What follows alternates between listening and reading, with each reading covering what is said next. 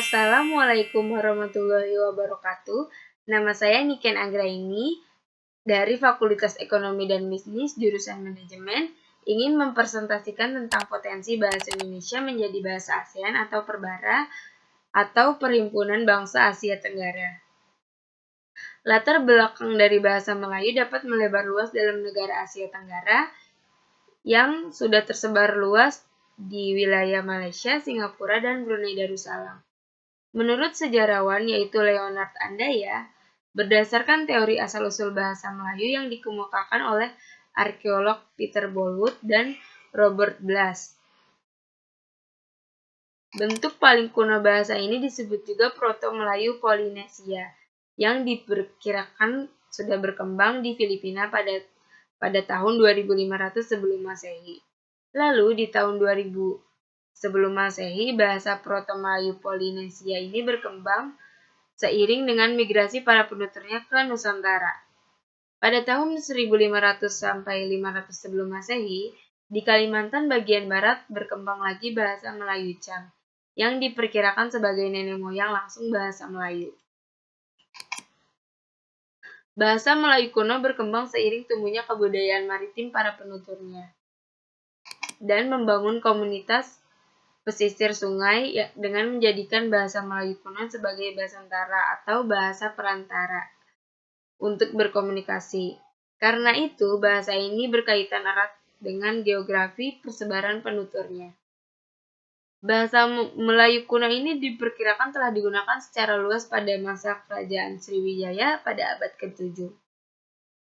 Buktinya adalah prestasi Kedukan Bukit, bukti arkeologi tertua penggunaan bahasa Melayu kuno berhuruf Palawa atau India. Bahasa Melayu kuno ini lalu berkembang di Indonesia pada masa Hindu dan masa awal kedatangan Islam pada abad ke-13. Pedagang Melayu yang berkeliling di Indonesia memakai bahasa Melayu sebagai lingua franca. Pada era Samudra Pasai, bahasa Melayu semakin berkembang dengan menyerap pengaruh bahasa mitra dagangnya, yaitu Arab dan Persia. Bukti masuknya pengaruh Arab dan Persia bisa dilihat dari prestasi Munyet-Tujoh yang mulai menerapkan penanggalan Hijriyah menggantikan Tari Saka. Lalu bahasa Melayu sebagai bahasantara berkembang luas hingga Kamboja, Vietnam, dan Filipina. Pelaut dari Eropa yang mulai hilir mudik di Nusantara merasa perlu menguasai bahasa Melayu untuk memperlancar komunikasi dengan pedagang Nusantara. Hakikat bahasa menurut Owen di tahun 2006, bahasa adalah kode yang diterima secara sosial atau sistem konvensional untuk menyampaikan konsep melalui kegunaan simbol-simbol yang dikehendaki dan kombinasi simbol-simbol yang diatur oleh ketentuan.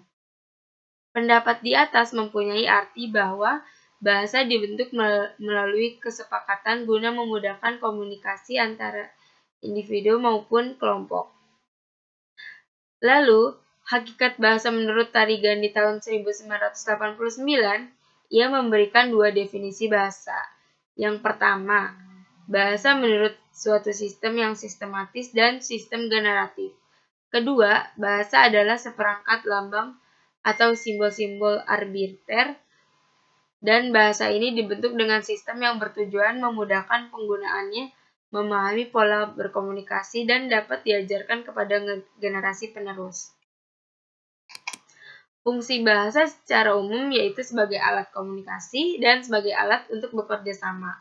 Juga sebagai alat pemersatu suatu negara untuk mempunyai berbagai bahasa daerah.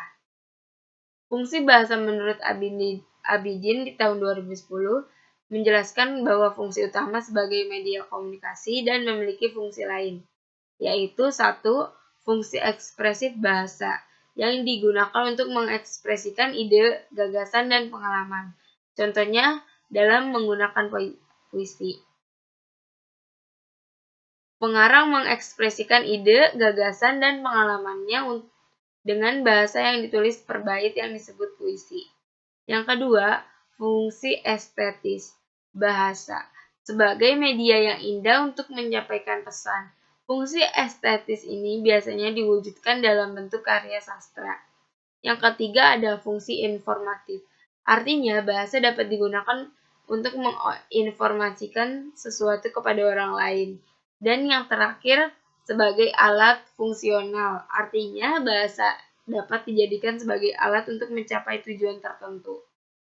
Adapun fungsi bahasa Indonesia yang tertuang dalam Undang-Undang Dasar, selain sebagai bahasa resmi negara, bahasa Indonesia ini mempunyai fungsi lain, yaitu sebagai lambang kebangsaan nasional, identitas bangsa, alat pemersatu antara daerah, dan mempunyai kearifan budaya lokal yang berbeda-beda.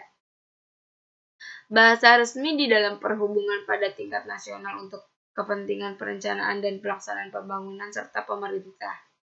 Dari penjelasan ini, bahasa Indonesia mempunyai fungsi vital dalam masyarakat Indonesia maupun bagi Indonesia sebagai negara yang berdaulat. Dampak positif dari bahasa Indonesia sebagai bahasa komunikasi komunitas ASEAN mempunyai prospek yang baik untuk berkembang dan merupakan ekspansif lebih luas. Hal ini dikarenakan Indonesia didukung oleh beberapa faktor, di antaranya sektor ekonomi mengalami kemajuan yang cukup besar. Selain itu, dengan adanya pasar bebas ASEAN, Indonesia merupakan pasar yang sangat menguntungkan. Momentum ini sangat bagus, harus mampu dimanfaatkan sebaik mungkin, termasuk aspek kebahasaan. Keuntungan apabila bahasa Indonesia menjadi bahasa pengantar dalam komunikasi masyarakat ASEAN. Yang pertama, keuntungannya yaitu media promosi Republik Indonesia. Bahasa merupakan salah satu media promosi yang bagus bagi sebuah negara, baik untuk sekadar dikenal keberadaannya maupun menarik wisatawan dan investor untuk mengetahui lebih dalam tentang sebuah negara. Yang kedua, bahasa Indonesia digunakan sebagai bahasa komunikasi masyarakat ASEAN adalah meningkatkan perekonomian dalam negeri. Pemasukan tambahan dapat bersumber dari investasi asing, ekspor produk dalam negeri, ramainya turis yang memadati objek wisata, serta sektor hiburan dan kebudayaan yang mulai diminati oleh negara asing. Karunia Indonesia berupa sumber daya alam yang melimpah serta kebudayaan yang beraneka ragam, harus dimanfaatkan sebaik mungkin sebagai modal menjadi negara maju. Hambatan-hambatan untuk mewujudkan bahasa Indonesia sebagai bahasa komunikasi ASEAN dalam upaya menjadikan bahasa Indonesia sebagai bahasa komunikasi antar negara anggota ASEAN. Yang pertama, dominasi bahasa lain itu lebih populer, seperti bahasa Inggris yang merupakan bahasa internasional. Serta munculnya bahasa-bahasa lain yang diiringi dengan populer budaya mereka membuat posisi bahasa Indonesia sedikit tergeser. Meskipun masih kayak gitu, bahasa Indonesia masih menjadi primadona dalam percakapan sehari-hari.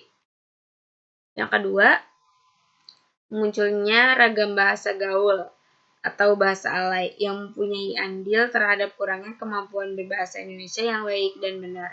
Masyarakat lebih memilih menggunakan bahasa gaul, menandakan bahwa penghargaan akan bahasa Indonesia yang sesuai dengan EYD mulai luntur. Upaya-upaya untuk menjadikan bahasa Indonesia sebagai bahasa komunikasi antar negara ASEAN. Yang pertama, upaya diplomasi perlu dilakukan mengingat hubungan antar negara dalam komunikasi ASEAN bersifat resmi. Oleh karena itu, diplomasi untuk mengusulkan penggunaan bahasa Indonesia sebagai bahasa ASEAN, di samping bahasa Inggris mempunyai peran penting untuk itu diperkirakan rencana menyusun strategi diplomasi. Yang kedua, mendirikan tempat pembelajaran bahasa Indonesia di negara ASEAN. Untuk menguasai bahasa yang diperlukan pembiasaan, yang bertujuan sebagai upaya untuk menunjukkan keseriusan Indonesia untuk menjadikan bahasa Indonesia sebagai bahasa komunikasi komunitas ASEAN.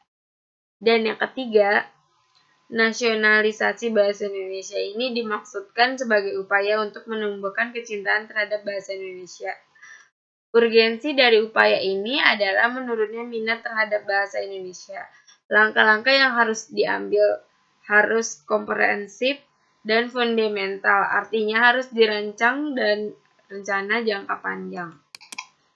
Kesimpulan di atas, bahasa Indonesia memiliki potensi untuk menjadikan bahasa ASEAN dengan berbagai kelebihan.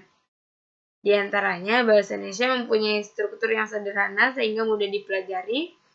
Bahasa Indonesia juga mempunyai jumlah penutur yang paling banyak di ASEAN, dan bahasa Indonesia juga mempunyai penyebaran geografis yang luas. Tetapi di negerinya sendiri justru bahasa Indonesia sering disepelekan. Karena masuknya budaya asing yang lebih menarik untuk dipelajari. Sekian dari saya, kurang lebihnya mohon maaf. Wassalamualaikum warahmatullahi wabarakatuh.